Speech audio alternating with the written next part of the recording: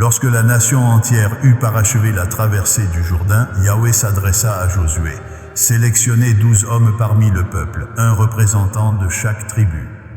Transmettez-leur cette directive. Prélevez d'ici, du cœur du Jourdain, de l'emplacement où les hiérophantes se sont fermement immobilisés, 12 pierres que vous emporterez avec vous et que vous déposerez au lieu où vous bivouaquerez cette nuit. Josué convoqua les 12 hommes qu'il avait désignés parmi les fils d'Israël, un représentant de chaque tribu. Il leur intima: avancez devant l'arche de Yahweh votre Dieu au cœur du Jourdain, et que chacun d'entre vous charge un rocher sur son épaule, selon le nombre des tribus des fils d'Israël, afin que cela constitue un emblème au milieu de vous. Lorsque vos descendants s'interrogeront un jour, quelle signification revêtent pour vous ces pierres? Vous leur répondrez: les flots du Jourdain ont été scindés devant l'arche de l'alliance de Yahweh. Lors de sa traversée du Jourdain, les eaux du Jourdain ont été scindées, et ces pierres demeureront à jamais un mémorial pour les fils d'Israël. Les fils d'Israël exécutèrent ce que Josué leur avait prescrit. Ils prélevèrent 12 pierres du cœur du Jourdain, comme Yahweh l'avait intimé à Josué, selon le nombre des tribus des fils d'Israël. Ils les transportèrent avec eux et les déposèrent au lieu où ils devaient établir leur bivouac. Josué érigea également 12 pierres au cœur du Jourdain, à l'emplacement où s'étaient immobilisés les pieds des hiérophantes qui portaient l'arche de l'Alliance, et elles y sont demeurées jusqu'à ce jour.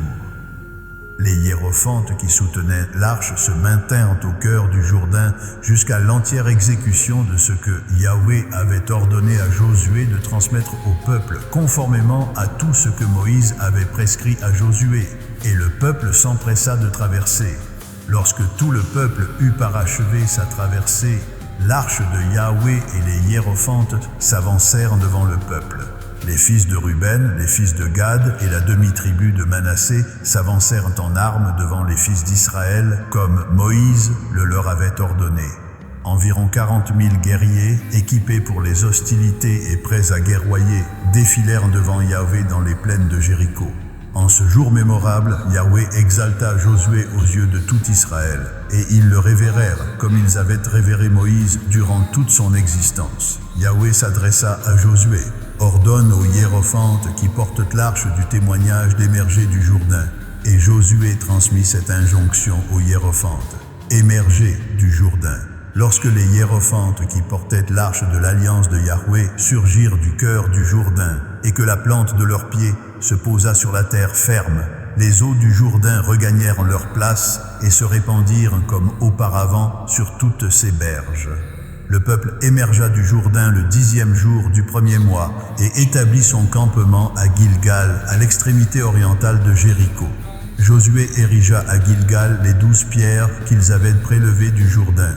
Il proclama aux fils d'Israël: lorsque vos descendants interrogeront un jour leur géniteur, quelle signification revêtent ces pierres? Vous instruirez vos descendants et vous déclarerez: Israël a franchi ce Jourdain à ses cœurs, car Yahweh, votre Dieu, a asséché devant vous les eaux du Jourdain jusqu'à ce que vous l'eussiez traversé, comme Yahweh, votre Dieu, l'avait accompli à la mer Rouge, qu'il assécha devant nous jusqu'à ce que nous l'eussions franchi, afin que toutes les nations de la terre reconnaissent que le bras de Yahweh est puissant, et afin que vous conserviez perpétuellement la crainte de Yahweh, votre Dieu.